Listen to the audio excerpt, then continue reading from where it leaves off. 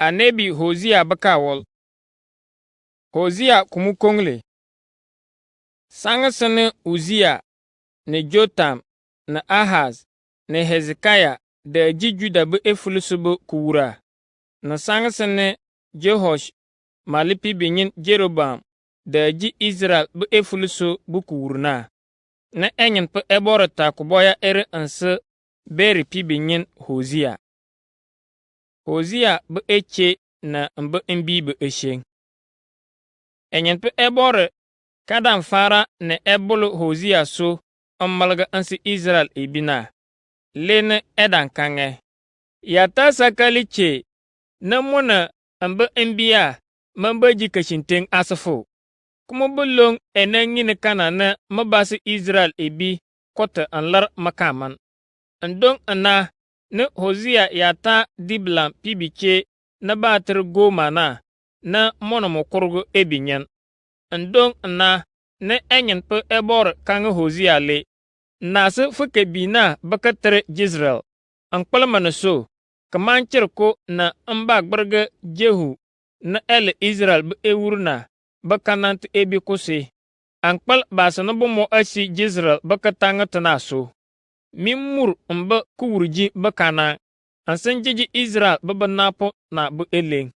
Goma kanandi kadampo na ekurga ebiche. Na enyen pe ebor kange Hosiya le.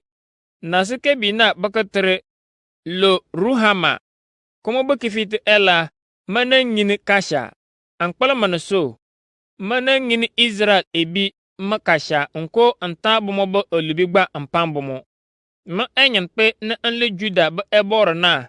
Binwu Juda ba basa barako wor ansomologo bomo.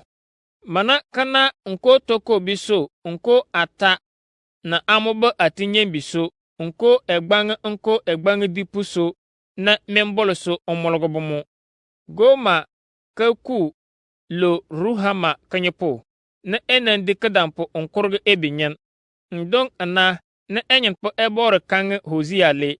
Nasi kebina bakatre lo Ami. Kombo kifite ela fane. Bamana ala mabasa. Ankpala manaso. Israel babasa na manala mabasa. Na malagba manala bomobo ebore. Israel kanya tama bu esheng. Kachako so. Israel babasa bemba ke dufane. Teku ase bu lele. Na esimanting ankarga unko mbur na. Neni arabre. Ebore be kanga bomo anafane. Bamanla ambabasa. Amasanko bemba na ekanga bomole. Ebore na ewo ankpotana. Ba mbia elemenye. Israel babasa na Juda babasa krabin wur konu kongle ansan lara ejang perpu kongle na eba jang perbomo. Lo ba jaman na so na ba fara awu na fa bomo ba kasa wolo so. Kachina ba tere Jezreel na bembala kachigbong ana.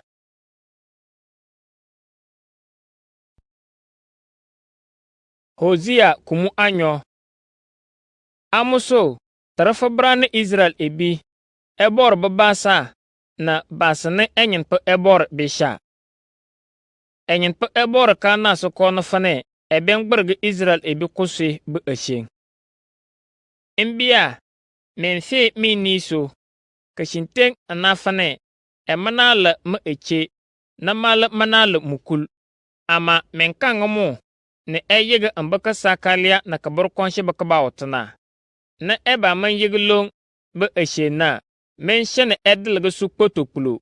Fana kanana bo kurgumu kpotokpulo na. Men shene eki fane kashishira sawolo mona komunko tono. Achuko male ena momu. Manwo ambe imbi kuwor ankwalbakale ayurbiso. Minio da maji kashinteng ana. Amosane epang anishinyor akanglena. Min shile ambe injipu anaso. Ankpalmana so, makoso kama shi bomokota ana. Ma ajibi na ma unchu na ma ewaje na olive bu unku na ma asunusu keke bi shi bomokota ana. Amuso, minta ewidi bi nyu nchambomu, onwoto, ansompur egbal male unkumu, na emana nye ekpa anlar. ebi nhyile mbe mujipu anaso ama moale mananye bomo ebi mfin bomo ama moale manwu bomo sangana so na ekangle membete onyo mukul darakoto ankpalmane so ndong bakabawoto bo kakpana onwo neniare edama pin fane ma esmu ejibi na asunuso na olive bu unku na shua na gbiti na ekiligi anta amu oshun bal bakagbarna amuso kasutenge benyemane banamfo manansamu ejibi na asunuso na asubuso menshene mojipu ana ewu eshenlubi na eworna keke na esekama male manting nsomu eshi ma enoto menshene mbu komoji na keke ebe ekar amba kafe na kufol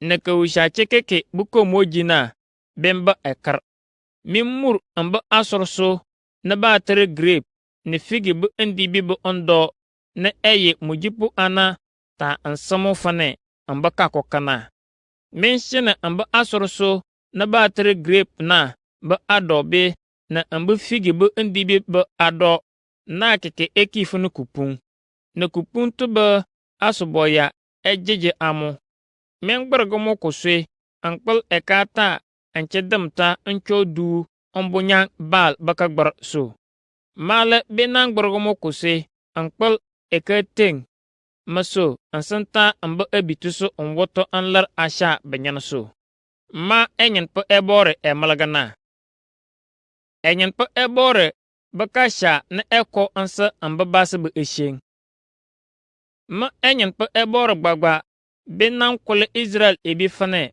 babeta ntuma mba kashashir sawulso na amalaga kasha so bomokoto menan beta menye ba asorso na batere grape na ba adobe na ansamenye ansanshene katanga na batere ako na kuma ba kifitele toro na eki tama bakobong ndone minyinu ansama fana kanane mindenu ansama sangana menle mbi folbe na anlar menye eshi Egypt baka sawulsana yili kuma ba kachina ayo menyen ba tarma minkul na mana menyen pe male ben lar kagbar na ba tar bal na baka tere eshi memba onoto na memanan shu antar kuma keke lomba sangana men shene mimba wo kagbun wushito na kupuntu ba asuboya na umbibi nko kanato ba adonsogba mantin ntoro menye men shene fo Israel enanki fana ma eche na mbaji kashinteng asafo mal bemba shafo sankama nsa wufo kowor na fo bala mea hala mbana yo membe kono na annasa naso antafo nki mea sanga naso fimpin fana ma ele enyen po ebor na kashintento long ba sanga na kanfo minnu menyeba kabora kule ansan shana bor eba kasawul eriso na oboyuna asurso na batere grape na olive keke ewur eshi Jezreel baka tanganato menche mabasato na bachana kasawul eriso indi dama mingine bakama na bamasha na makasha ansan shana bakama na baye bamalla mabasana eki mabasa na bomo ale eshuluso atarma bomo ba ebore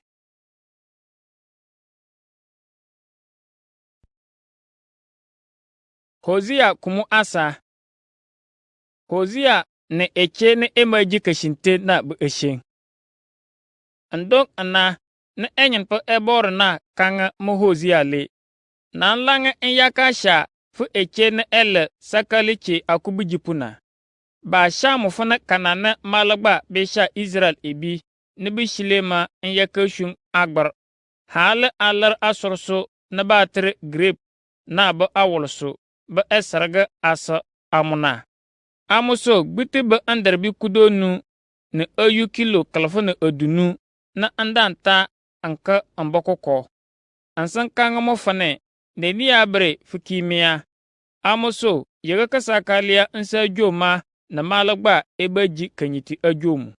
Lon kongle na keben charga point Israel babasa enyi ewura nko basana bamba jangparbomo.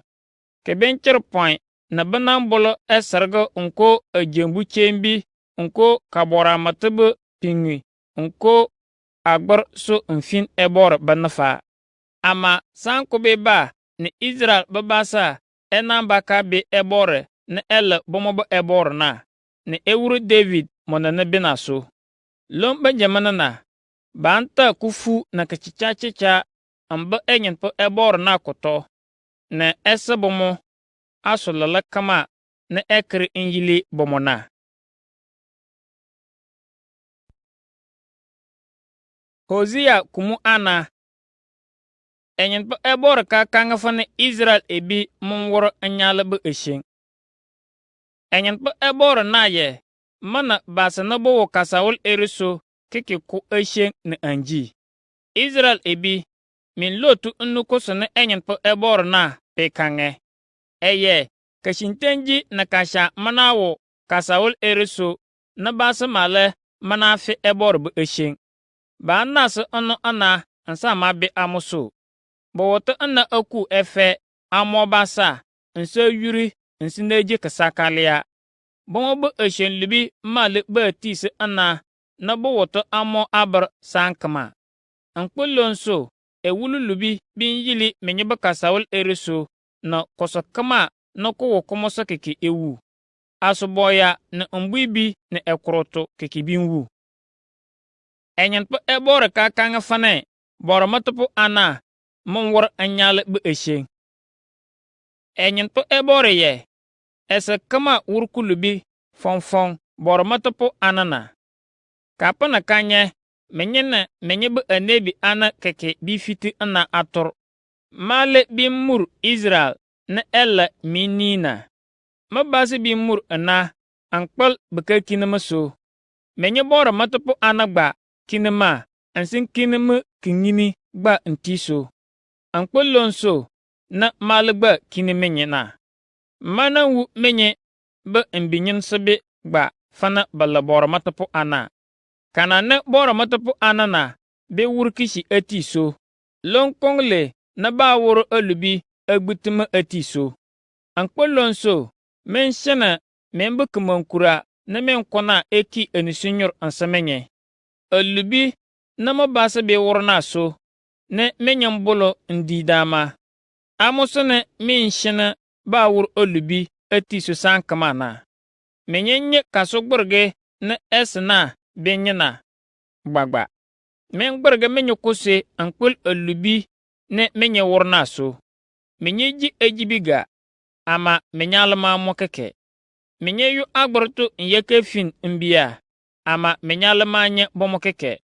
Ankpol manoso min kinima ana ansen yaka be agborso. Enyen po ebore ka kanga fane ka gburshun mon wale bu eshen. Na enyen po ebore ye ka sunu buga shena mabasa munafi enfira. Agbor na beta ndibi nlongna tona bayo nyeke bishiso. Akpabe male na ba boloso akanga bomo eshen. Bikinima ansanta bomo bu amu ansa agbor fana kanani echebe ler mukulkaman eji kasakaliana. Abe gbong bu esoso na bayo nyaka ler bomo bu asarga. Ansa cho du male abe biso. Eshi indibi tenteng na aporgaga aku kuyoyul na bu efito. Ankpolonso na menye bu mbichesi bi biji kasakaliana. Na mensha che ana male beller bomukulana ba amman asha banyan pote. Ama mankpolonso angberga bomukuse. Ankpal manaso. Mengbagba be yaka sha agburlambu tuba esakaliche na. Na menye na bomo beller esarga asa agbranana. Ama lena kanga sokobe kange. Esene eminyi eshenkekele esumurusu ana. Menye Israel babasi maji kashinteng asama. Ama mensa manshene Juda ebigba elur lombo kulubi kongle ereto. Mensa manayo Gilgal nko Betaven. Nyaka bonyang agbor unko anase anno enyenpo ebor na bakatarto. Israel ebiki basu kponse anafane ekrumanyan. Nosogba na min wura ankatabomo onyo kijito eshikupunto fane ombolpobe. Agberbe elenker Israel ebina na. Amuso, men kpelan bomo so, na baba wor bomo bakapar. Bubanu anse umbo unkoso, ba luri kasakalia bikijite ana. Bomo shuli anishinyor kaji bomo acho bakanya bonya. Ka wuli benta bomo unchong, ne anishinyor epe bomo ankpal baka belara esarga asa agbarso.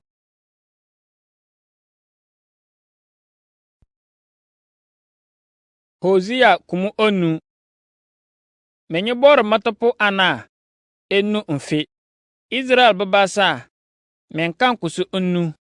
Menye nemen la kuwurji ba kanant ebi enu mfe. Menyare edaga kubaji eshen na amoba ekposo.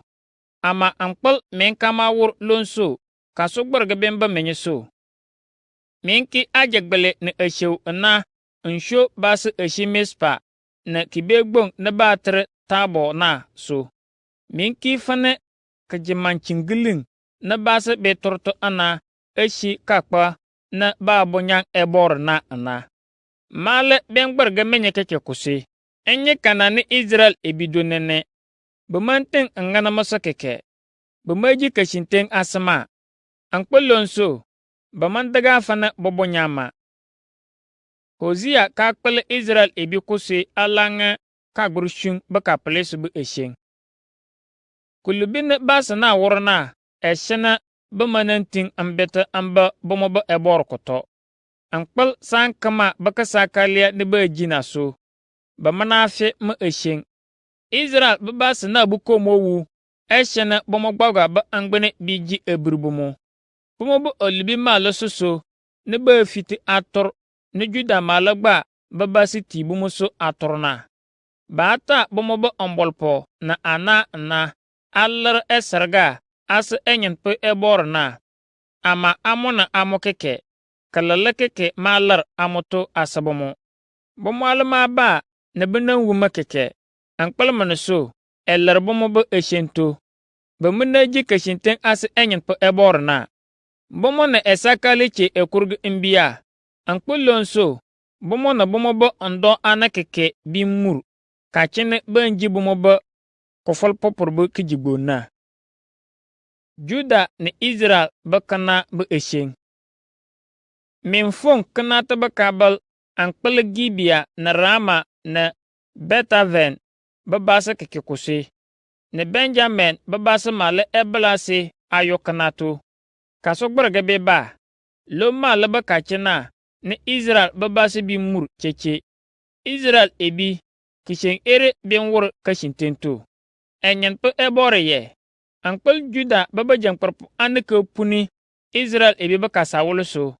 Maka so gbarga ben babo muso. Fane unchuka bolo onso kakpakekena.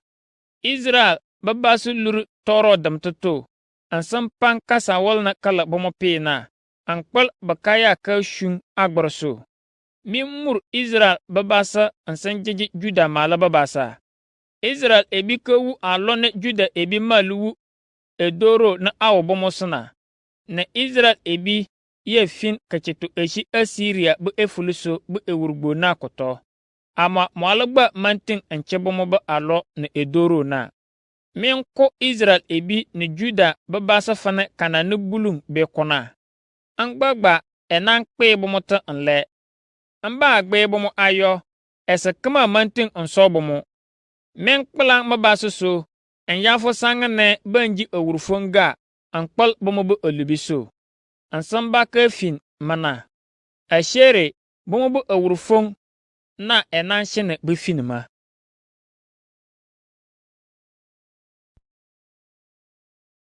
Hosea kumu eshe.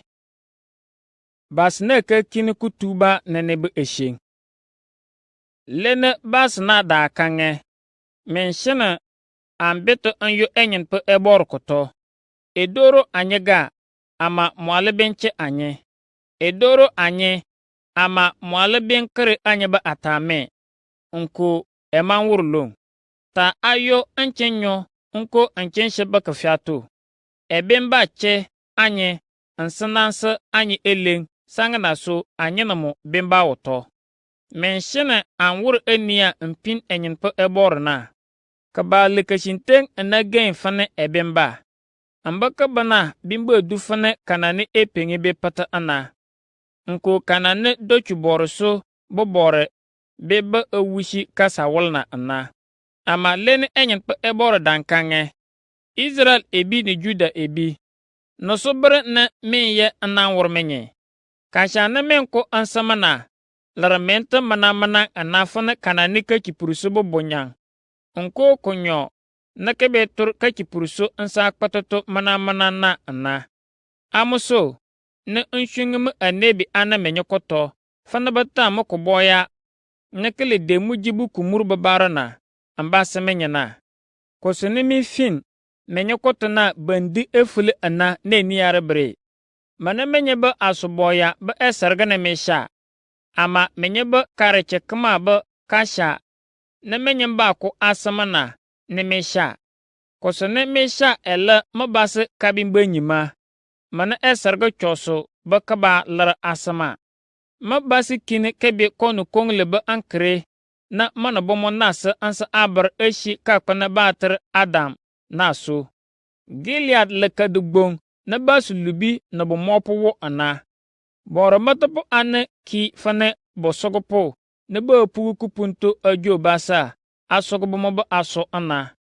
Ba mo basi Shekem gba ba ekpato. Bomo ale be kote ana ashun lebu ashun lubi ere. Nwu ashen na amun waliki keni ashi Israel bu efulu sekeke. Mabasa ta bomo bu omu onwoto eyurpito ankpal bukabi shun agborso. Ama anko kache ne mengberge menye Juda babasa barkose. Ankpal kosone menye woro naso.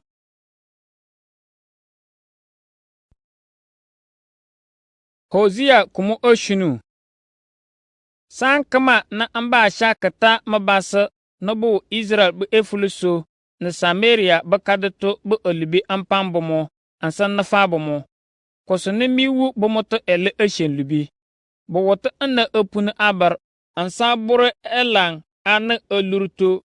Ayuri ansa soga basa ba aso eshi ekpa anato. Bemenye fane minyin bomo be olubi na ba wurna. Mala biwu olubi na okultu bomo onwota na keke. Baka kre ankru lubi eshi bor lembu tube eshen. Enyenpa ebore ye. Basana be bolo bomo ba ankru lubi se ana afule ewurna na mbe bunumu ana. Bala basana ese manting enyerda ana. Na bomo ba yurkishi dufane ebu na ba to bodo kumutana ba ede. Na babaga amoto na asusu yen na. Kachina bomo ba ewur biji eyurna. Na ba shana mona mbe bunumu anu na nu ansa mbo awur ka wulishe. Bomo ba angbana daka na atushi fana ebu na ba tu bodo kumutana. Na bomo ba agwama ledu fana edene edu nyibe kanyiso ansa nyerga asusu kachipurso. Budu fana ede bu adundulombi ana acho bomo ba bajamkropo ana amo kukokuto na ba amo bomo bu buwura. Ama bomo alaba ekama dama kola ma efin kacheto.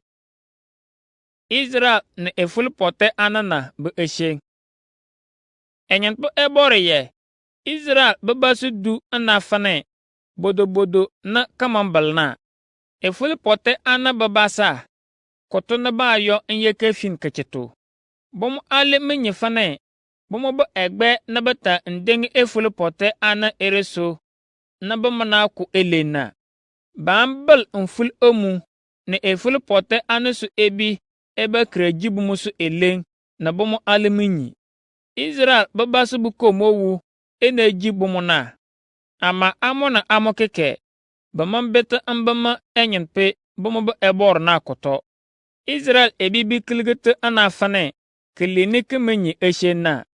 Ba shile ana ayu Egypt ebi ne Asiria ebi koto nyɛka fin kacheto ne niare. Min sho bomo kishewu ampe bomo fane umbibi. Min gberge bomo kose ankpel alubi na ba wurna so. Ankpel baka pal ka man ansama so.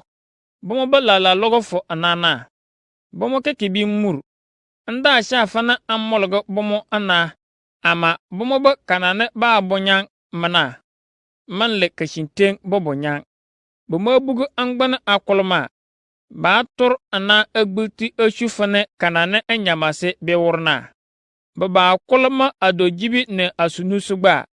Ba ta aso ana achange bomo bu eyurfane kanane enyamase bewurna. Kashintento balla basane bukinama ana. Ma ebal bomo anshana banyi eleng. Ama ba wumu kulubi ana. Bishile ma enyan patale ebor na kote ana. Nyebu kagbar na kumonku eleng kekena. Budufane kata na ese manting anta amba yerda ndengeso na ana. Ankpal bomo ba bajangparpo. Kabe malga nkponshen suso. Banwu luwu nyanyanso. Ne Egypt ebi emushe bomo.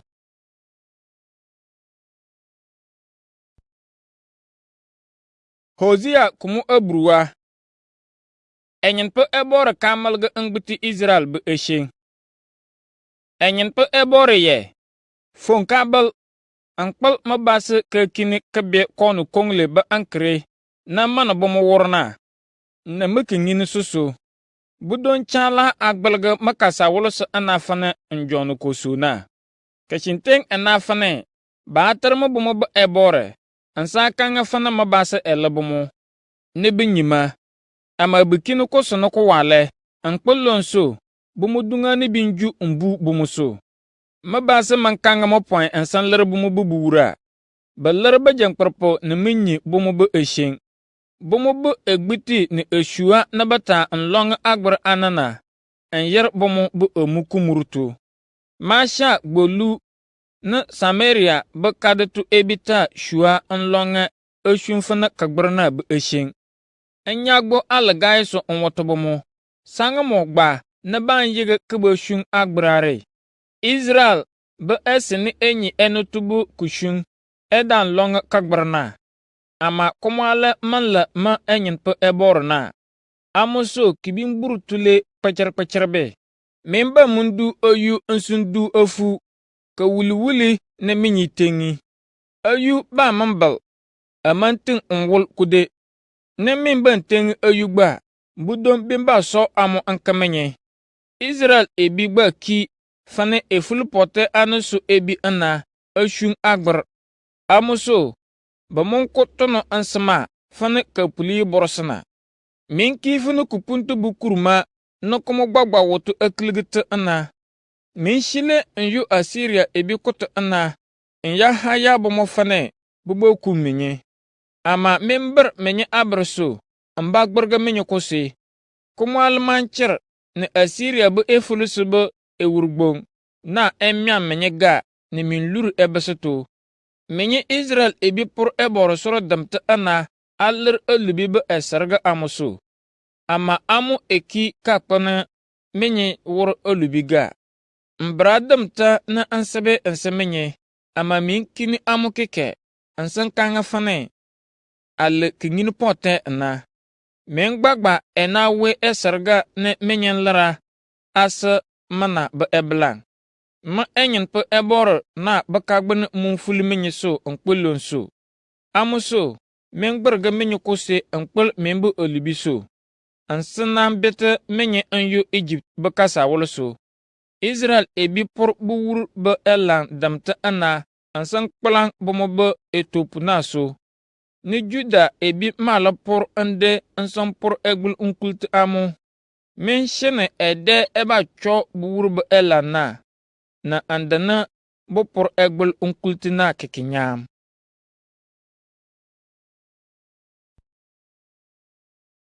Hosea kumu akpano. Hosea kabo Israel ba kasogberga ba baru ba eshen. Israel ebi men yigi kibaji eyurfane enyamasana. Men shile menye ba ebore nsa mena ji kashinten asamo koraa. Kapele kama ne beebiri oyu, ndone menye wor menye bu emufane esakale na, ashun kagbar na batar baal na, ankpal kosone menye nyiso. Ama kamanchir ne menye mana ko oyu ne olive bu unku ne asunuso babelso. Israel malaba basa manawo enyenpo ebore bo kasa wolso. Boko bembete enyu Egypt bo efuluso. Na boko male eyu Assyria bo efuluso. Nyeka ji ejibimona ala bomo bo ekishi eshi ndong. Memma nye ansa babelso anlar sarga ansa enyenpo ebore na. Memba esarga keke mambolo mukinishi. Ankpal manaso. Abimba du anafane kelebunu bu ejibi na. Akonsune menyankpal nji amu. Ama memanta ejibi na baka kama nyalar sarga eshi enyenpo ebor bulembutu. Enyenpo ebor male ba kachibong ne menye bonyang mona basang kanfo. Nusene menyanwura. Hale memba eshile anganagba. Egypt bu efuluso ne menye yalar. Ne bu pulu menye eshi bumoba kadana baatri Memphis na to. Menye ba gbuti ba ekpanjawo na binshir kupunto. Ne efutiri ekor menye ba ewajibuto. Kaso gburga basanga na kanfo. Ne menye nye kosona kadaga menye. Israel ebi memba nyif kumubulo. Menye anebi erele ewulpo ana. Ne esene ebor bukuyo yobol moto malale ebompo. Menye bu olibi demte kurga yurkishi eshi menyeto. Eboro shunguma anafane anebi na amba kpele mbabasi Israel ebi kose. Ama kapele kama na ombola menye shoma ajagbele anafane kabibina. Anebi aniki basi bumudungana ana eshi eboro bulembuto. Menwur olubi alagaiso nse punufane basi na badawu gibiana. Ebore ye, ebi nyingi bumu bu olubi, nsang barga bumu kuse. Israel buku lubi bu kaso barga bu eshin. Enyen pu ebore ye, sangana anfara nwu Israel ebina. Bedadu anafana esi kaye wu asorso na baatri grape eshi kashishir sawolosana. Sangana nwu menna na nyinana. Bedadu anafana esi kawu figi buka dibi kafara efutina. Ama baka bu kibegbong na baatri peyo na ase. Mbata bumubu kumu ansa kagbar na baatri baal na. Na nfara nkishi bumu alagaiso fana kanane nkishi kagbar na agbagbana. Amuso Israel ebibu kumankura binshile bumu so fane kabibi ka firgi nchonna. Bumu bu bichegba manantin anda adampo unkurgi imbiya ansabamu. Halana bukurgi imbigba. Menshene imbi na kiki ewu. Na amba mwurlo male, menshene toro damtu etu bumu. Israel, nka tufu sososuna. Fide dufane abi, ba ndibi ne budu kasa wala lasa ana. Ama ne niarabre, fakata fabasa ana ayo ne biya mobumu. Enyen pe ebore, manabere ne fenwore basi ere. Shene bumu bibiche eki bugbantopo. Nko basa mako kinyipuchu na bumobu mbia enyepo. Enyenpo ebore bede muji kabe Israel subu eshin.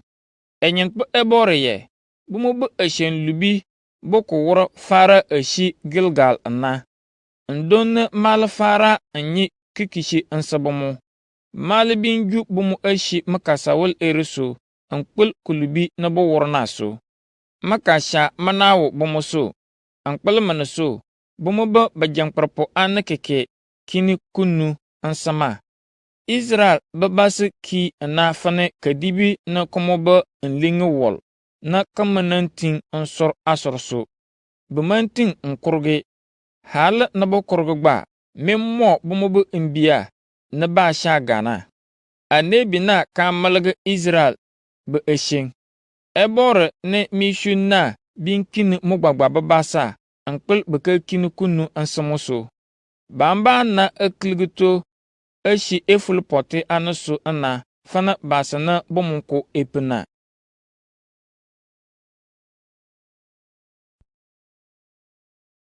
Hosea kumukudu Israel bebase de du na fane asorso ba ter grape na beki felebi. Bebedi dama ba perkinishi na apur ebor soro damta. Bomo be adojibi ba woro nene ba perkinishi na along kakpene be shun agbar na nene. Angbana kpakpa so wor ane binji bomo be olibi botono. Enyen pe ebore bien bure bomo be ebor sore na. Ansan jeje bomo be agbirjembu ne buyu nagba. Ba kangele ankpal ankama ngan enyen pe ebor na so na amonko ewurna. Ama na fana anku ewurgba mana bara ne ebintin nwor ansa anye. Bomo be amala kekele amalge fulong na bomo be anno nasoso kekele efe. Kashintenji luge na efe so kakpa asalga tafane efutrene abimo adojibina. Kufu bempe basana bowo Samaria beka dugbontuna. Nebu shuga ankpal bomoba kagbar nabata shua omporfane gbolu na kafwe eshi Betel so. Bomo na agbar wor ana neba shun komona bin shuga ankpal komoso. Sanga neba marga komoso be shua na neba nshu aworsaga. Banta kagbar na anyu Assyria be efuluso. En yasu ndong bu ewurgbong na fane bomoba kake. Sanga na so anishinyor bempi Israel babasa. Yankpal bakabe agbar suso. Banju Samaria bu ewur na en yale fane kanani efu be kpete koto klang na kufong unchuso ayona. Aven bukibe bu esoso bakakpane Israel babasi bishun agbar na keke bimur. Ni ewi ni efelebi akur andang mbu bomoba ebor sor ananaso. Ndong ana nabakangle abe gbong menta anye angana abebi membure mbu anyeso. Enyen pe ebor keji Israel ebi demu bu esheng. Enyen pe ebor ye banjili sangso na Israel ebi wurkulubi ngbitime eshi Gibea na ambafu ambre. Bamana yege alubi bakaba wor agbitima. Amuso Gibea na bamba wo na budong eta kana mbatubomo. Meya ko basulubi ere kana ansangbarga bomo kose. Efulu pote ana ben wor konu kongle onkobomo kana ansangbarga bomo kose ankpal bomo bu alubi damtuso. Sanko Israel ebida ku kasonu anafana kana na bakate ebir ayuna. Ama menta koboto bakabarga ndenge mba kobolala naso anshini eshun kpakpaso. Juda ebi ni Israel ebi keke ben kata antakpa ando. Le ne menkanga bomo. Min fin ansawlo popor ndo ndu kashintenji ba asuduso. Loni minyin tengen nafa ankpal menkabi shung maso. Jamana na kadaga fane. Menta membu omu ansa menyen pe ebor nafu. Na men wurlong. Male ben chulge manafa nwurga menyeso. Ama mindu kulubi ansanya komoba kakuka. Minji menyeba kafolo botono. Ankpal menkata memba yerda ndengi menyegbagba bu eleng. Na banapo damta na menkona so. Kana binku na menyene memba komolga baka kulempo emur. Komobu kumur na bimba du anafane kachene eur shalma takana mbamur betabel bakade. Ansanta bibiniana na bomobo mbia angmi ejembu umona na. Longbagba chap enan wor menye Betel babasa. Ankpul alubi damta na men wurna so. Sanga na kana na ben farana. Ni Israel be ewur malibin wu.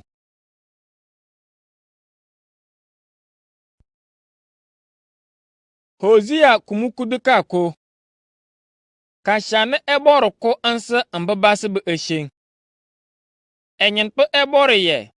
Jamana sene Israel o Egypt be efuluso fane kebina. Na antarmo anlar andon fana ampibi nyan shaso.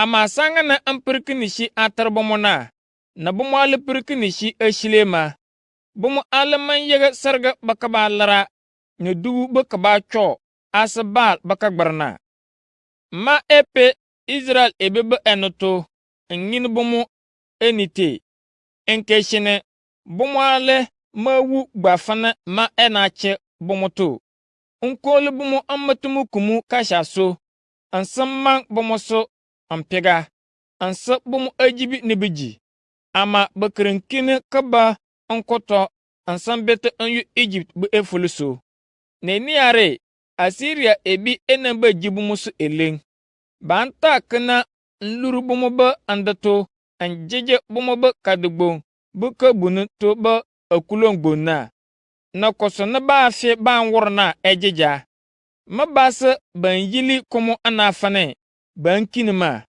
ansen yakabe agbar ne amantin anche bomo tuso ama mantin anyege Israel ebi nko nkplan bomo sakeke mantin anjeje bomo fane kanane anjeje Adma ne Zeboyim ba andana makashana onko ansabomo na shiga mananka agbo umur Israel ebi keke ankpala manaso anla ebor ana mani dimedi anla ebor na ndu chembi ana awo bomoto manka agbo amba bomosa keke mabase bannu nka ponte bomodungana safane buluna banshi epenga torpa bakabaso anchicha kufuso amba ankoto banshi Egypt bu efuluso mil abarso amba fane mbibina ensinshi Assyria bu efuluso amba fane elopona lomba sangana ne membete bomo amba chena bomo pe ana ma enyen po ebor na ekangana Israel ne Juda kaji antor bu esheng enyen po ebor ye Israel bu basata efe na kafule na unkultuma ne Juda mala bu basi kini kunu ansama na anle kashintembu ebore nsadu chembina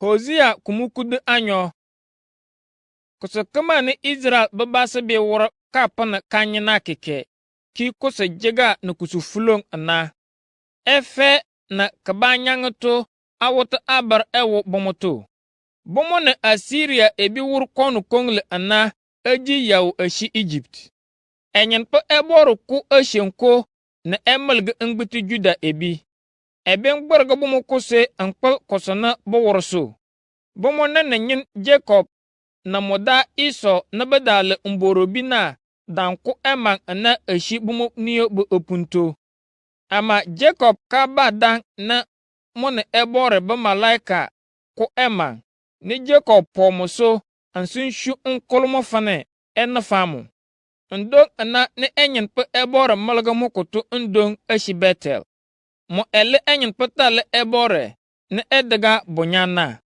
amuso menye Jacob bakanant ebi men yirda menye ba ebore ansambeta ambamo koto men ta kasha ne kashintenji ajo menye ba ebore na kanyitiso ne eba ko ansa menye demuji ba amalga ko ba esheng lene enyin pe ebore na dankange menye Israel babasagba menaji kashinten fane Kenan ebi men wata ana opuni basa ne menyeto aso bomokotana men ye damawur ana ele anye na anku aman sharbe nene esa kama malemantin nkanga anye fane ampuni ana nki damawurana amama na anla menyen pe ne membe ebore ansan lar menye ashi Egypt bakasa wulusana binan shene menchene ewa Jibuti fane kanane mindan chene amuto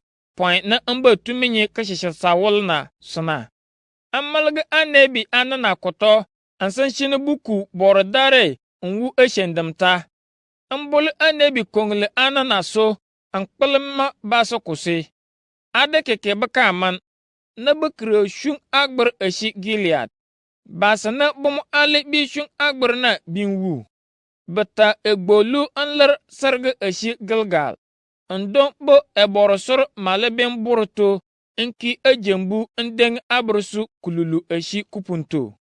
Anda na nyin Jacob dan shile ana nyo Mesopotamia be efuluso nyeke ken kanyin ko be ombolposo point ansanyi eche. Enyin pe ebore eshung anebi Moses fane eya mulga Israel be basa kenye ya to eshi Egypt be kasa woloso nsin ken bu musanene. Israel be basa shene enyin pe ebore na nye agbo alagaiso. Bedan daga lu gba ana ankpal bumu bu olubiso. Enyin pe ebor na mala ben gbargo bumu kuse ankpal anishin nyor na bata enji munaso.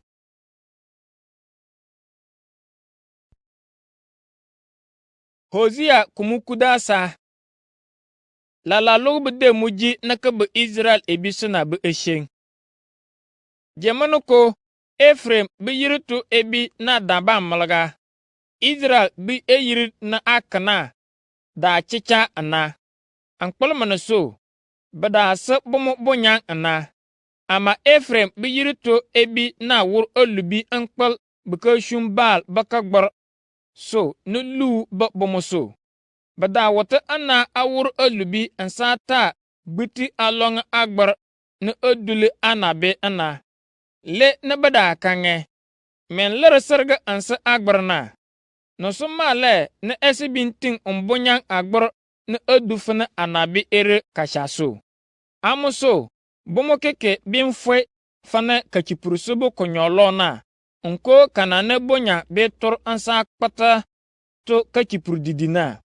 Bamba dufane baka be chala asu kugoroso. Ne efuta amubu amimi ayo. Unko kanane edishi be bolo tokuroto aler kowu na ana. Enyen pe ebore ye. Ma ele enyen pe memba ebore na anlere menye eshi Egypt baka sawolo sana. Anawule ele menye ba ebore ne memba emologopo. Ma ekene menye so sanga sana mendawo kashishira sawolo tushisuna so na. Anka ber menye ka sawolo lala na so ambase menye ejibi ni minji omwe andana. Nuko mo wulur menye to ni minteng meso. Amuso menko menyefane kananu bulung beko esena. Mengana ekpa to kupunto ojo menyefane karmena. Menko menye ansankpe menye tu cheche fane shishiri no kumobe bibi fona. Mente enyu menye so epulto fane buluna. Ansankpe menye to min fane kupunto ba kosoboyana. Ankpal menye Israel babase kabe koma. Na anla memba ekitopona so ni mi murna. Menye kolofane basa menye ewura na bajankparpo ashi menye ba andato. Ama banting omolga menye kashintenta. Amuso andanka agbo ana anse menye ewura anse nanka agbo anlarmu ashi menye to. Basabe Israel bu olubi na kanana bomo ba infiriji mburu bomo keke. Be eshen keke anasi kanying ba onwalto angane enyili nene ana. Israel krako ekpa ne eji efote. Ama ekifene kebi wulpo na mba kakurgo fo ni ekine kalar ana. Man lar bomo eshi bubunuto nko omologo bomo eshi luuto.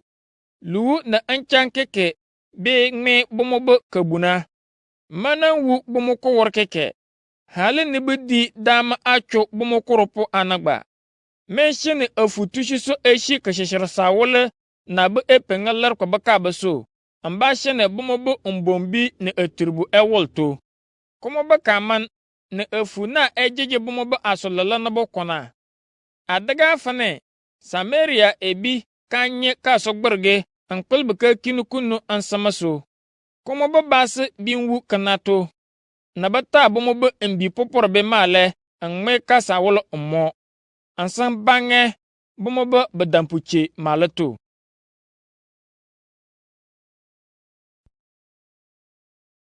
Hosea baka wol kumukudana. Hosea ka kule Israel ebi fane butu babu eshe.